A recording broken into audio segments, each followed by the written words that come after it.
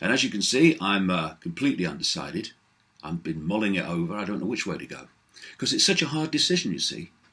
I mean, it's a choice between being controlled by a unelected by the people cartel of dark suit bureaucrats dictating the fine detail of our lives from Brussels, overriding national law and national parliaments, overriding the will of nations and collectively the will of the people of the entire European Union. It's a choice between the fact that where we are in terms of that centralized control is not where we're meant to be eventually. We're just moving towards that. To use the phrase, you ain't seen nothing yet if we stay in. So it's a choice between that and so much more. And having laws affecting the people of Britain made within the land of Britain. Cool, dear, that's hard, isn't it? Which way shall I go? And, you know, you've only got to look at the usual bloody suspects to see that staying in the European Union is not good for the rest of us. You've got the snake oil salesman, David Cameron, the Prime Minister, who's desperate to keep Britain in the EU because he's got himself in a right mess. He offered a referendum to try to offset what he saw as the threat at the ballot box from UKIP, the UK Independence Party, which is vehemently anti-EU and wants to come out.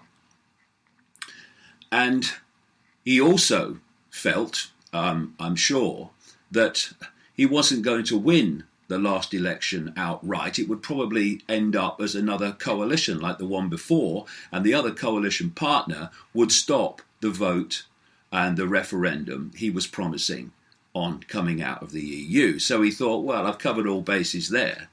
And unfortunately for everybody really, he won the election outright, and he was stuck with having to fulfill the promise of a referendum to leave the EU.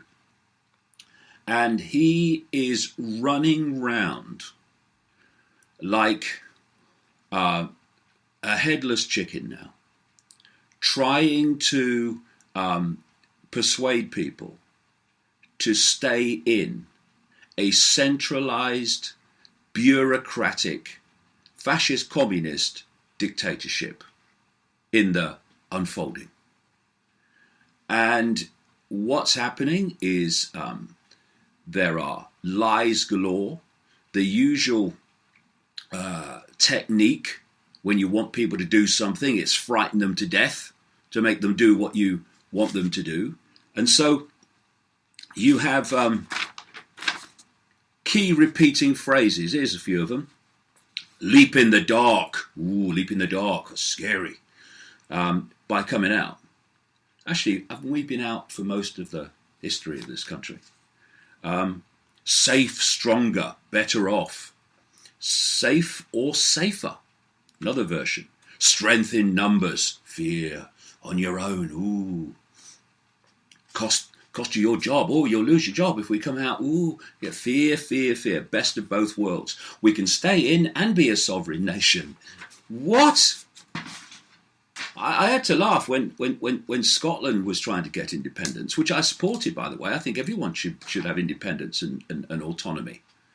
But to claim that Scotland was going to be independent while still inside the European Union was ludicrous. There are no independent nations inside the European Union. That's not what the EU's there for. It's to take away independence, which of course it's been doing stage by stage by stage by stage through what I call the totalitarian tiptoe ever since it was created.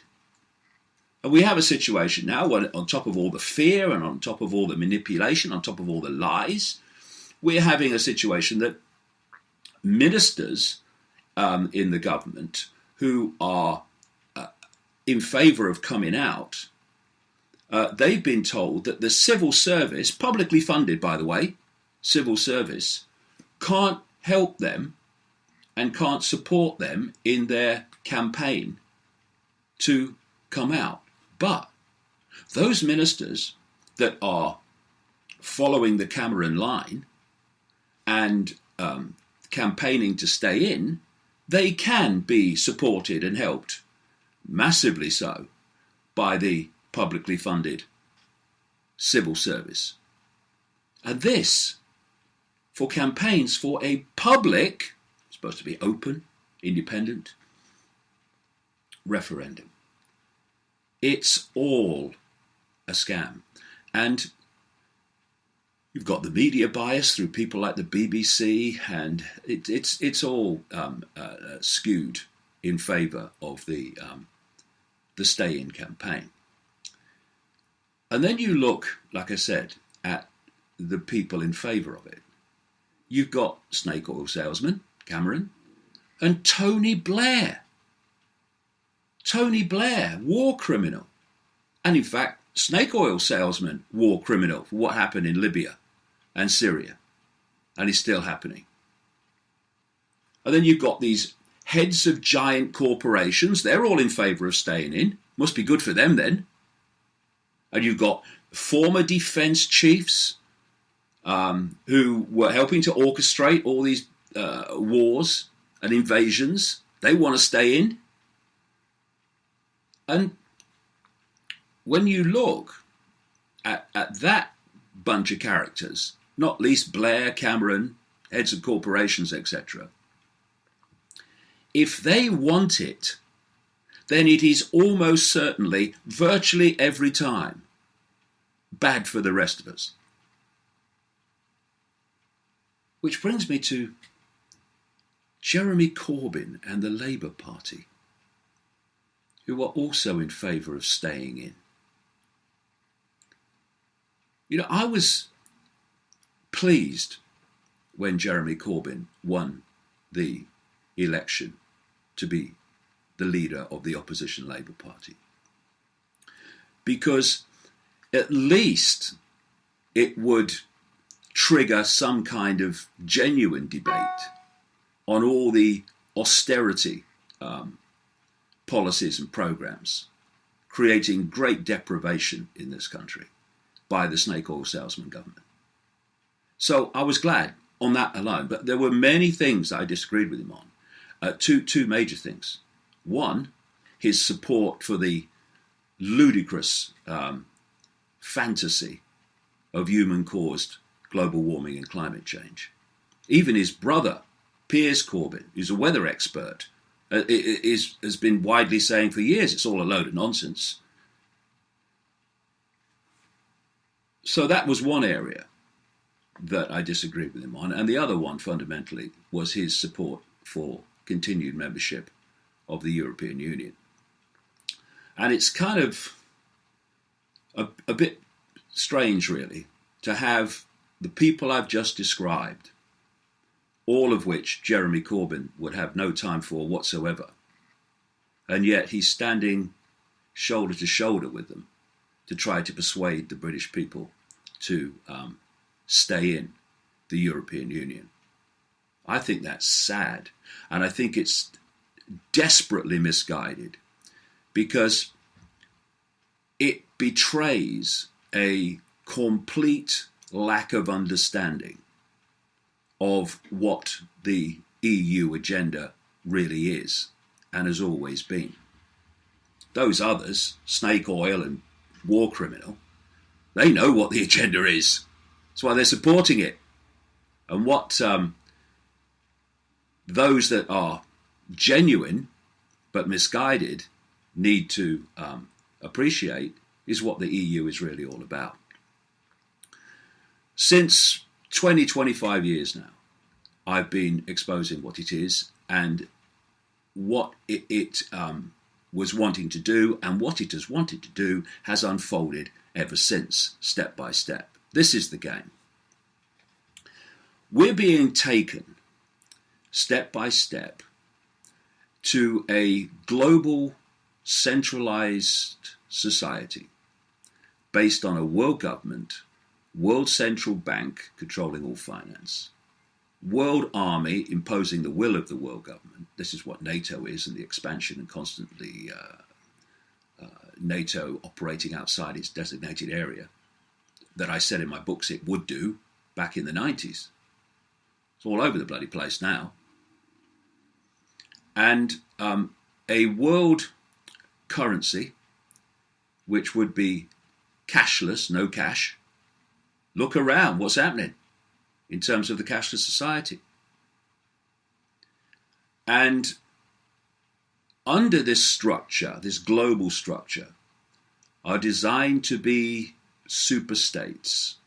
There's the European Union, obviously, the first one that's really a long way along to its goal. They want an American Union. We have the African Union.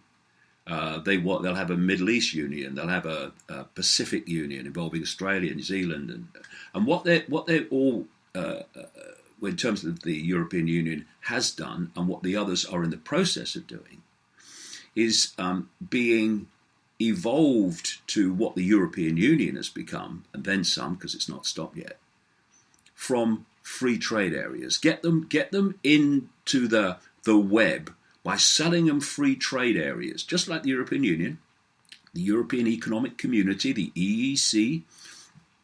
It's only about jobs. It's not about political union, when we now know from released documents that the,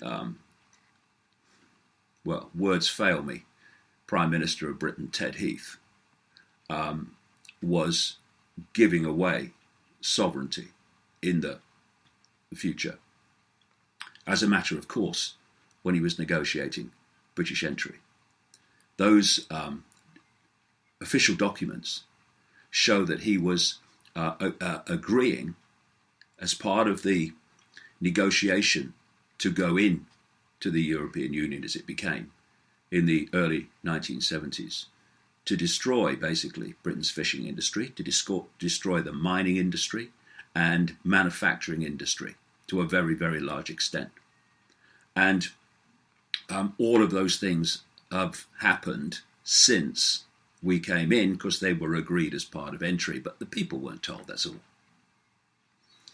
And so if we look at these superstate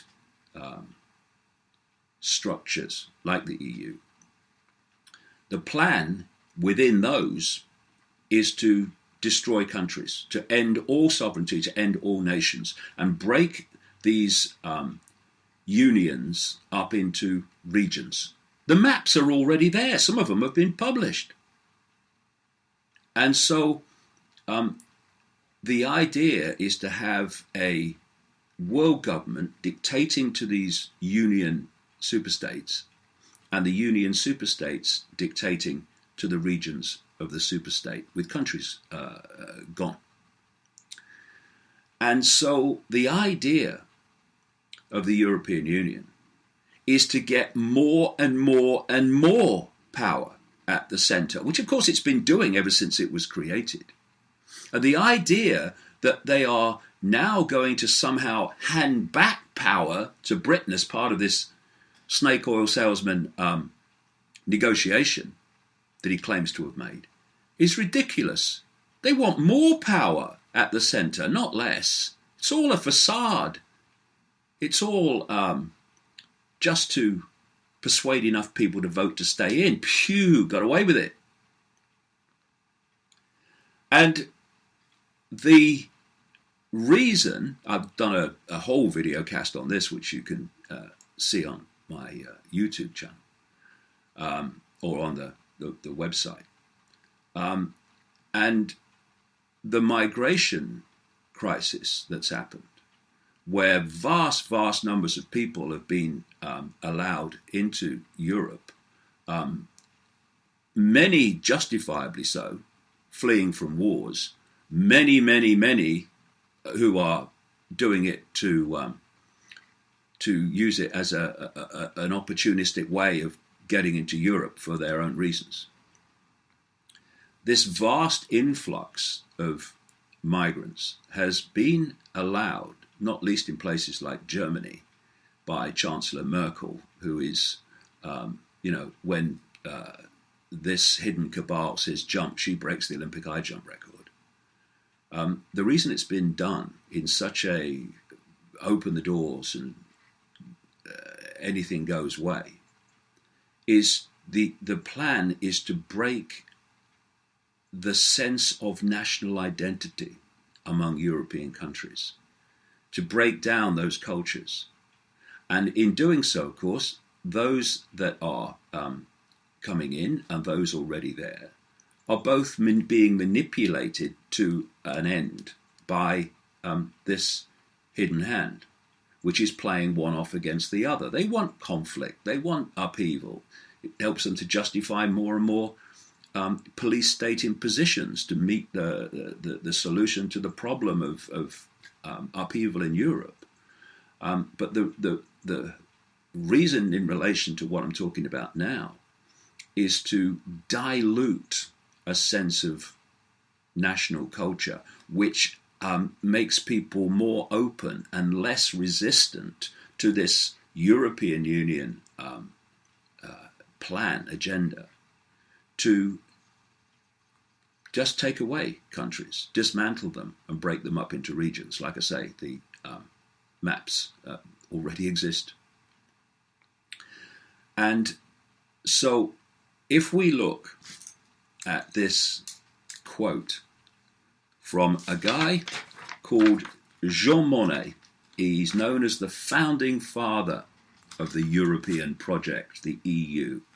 And this is what he wrote in a letter to a friend on April the 30th, 1952. What's that? Nearly 64 years ago. And he said this: Europe's nations should be guided towards the superstate without their people understanding what is happening. This can be accomplished by successive steps, each disguised as having an economic purpose, but which will eventually and irreversibly lead to federation. They've been manipulating, that's what I call the totalitarian tiptoe, step by step by step by step, ever since the European common market was introduced, because that was the plan from the start. And that's why they're so desperate not to let nations go out of the European Union, because the idea is to pull more and more in. So anyway, I've made my decision, not that there was a decision to make. I had these T-shirts made, which you get one on the website if you like, because the more that we can get this information out about the real agenda of the European Union and what's really happening, the better chance we have of shocking the establishment and getting out of this straitjacket, fascist, communist, bureaucratic, centralised superstate. And what I suggest the Labour Party and Jeremy Corbyn think on is whether a European Union run by dark suit, fat cat bureaucrats in league with dark suit, fat cat heads of giant corporations, in league with manipulating cabals that actually run the European Union, whether they actually will have any care whatsoever about the people that the Labour Party is supposed to represent. They're the target of these people. Why do you think austerity's everywhere? And you think the European Union is a way out of it? It's a way further into it, because that's what it's meant to be. Wake up, Labour Party. Wake up, Jeremy Corbyn. See what's going on, what the real agenda is. And then you might realize how misguided beyond belief it is for you to be supporting staying in this horrific exercise. Because what they're doing now, and what they will do right the way through to this referendum on June the 23rd, is they'll try to frighten you and frighten you and frighten you, not least economically, all your jobs and all that stuff. This is not at its core about economics. It's about freedom. It's about self-respect. It's about the freedom for people within a country to decide what happens in that country, to have laws decided in that country that affect that country, so that there is at least some sort of accountability. Accountability with the bureaucrats in Brussels. Are you having a laugh? It's about the self-respect of not having some arrogant fat cat dark suit dictating your life from far away, according to an agenda that ain't good for any of us. That's what this referendum's about. They'll try to frighten you about this, frighten you about that. But that's the core. It's about freedom and it's about self-respect. And the British people have the choice now. Are they going to grasp that? Or are they going to run away? Oh no, we better stay in. I don't like it, but better stay in because they've said this will happen. Yeah, and who are they? The people who will benefit from staying in. If we don't vote to get out of this, now the opportunity's there. Those that vote to stay in, they deserve to stay in so they can see what a ludicrous decision they made in the face of the evidence. Out. Freedom. Self-respect. Give the establishment a shock that it didn't think was coming.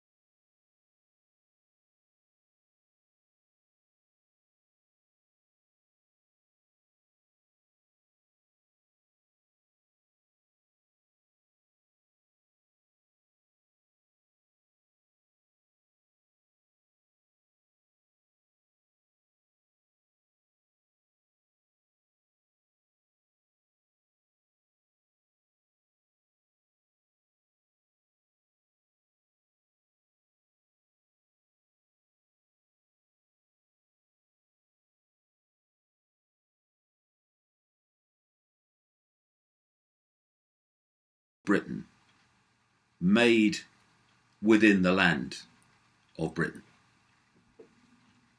Cool, dear, that's hard, isn't it? Which way shall I go? And, you've only got to look at the usual bloody suspects to see that staying in the European Union is not good for the rest of us. You've got the snake oil salesman, David Cameron, the Prime Minister, who's desperate to keep Britain in the EU because he's got himself in a right mess. He offered a referendum to try to offset what he saw as the threat at the ballot box from UKIP, the UK Independence Party, which is vehemently anti-EU and wants to come out.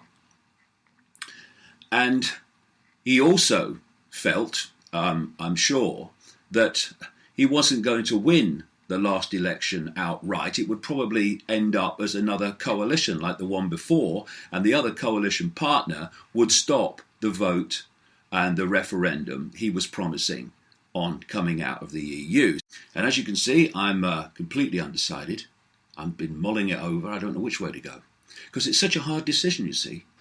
I mean, it's a choice between being controlled by a unelected by the people cartel of dark suit bureaucrats dictating the fine detail of our lives from Brussels, overriding national law and national parliaments, overriding the will of nations and collectively the will of the people of the entire European Union. It's a choice between the fact that where we are in terms of that centralized control is not where we're meant to be eventually. We're just moving towards that. To use the phrase, you ain't seen nothing yet if we stay in. So it's a choice between that and so much more. And having laws affecting the people of... So he thought, well, I've covered all bases there. And unfortunately for everybody, really, he won the election outright, and he was stuck with having to fulfill the promise of a referendum to leave the EU. And he is running round like a headless chicken now, trying to persuade people to stay in a centralized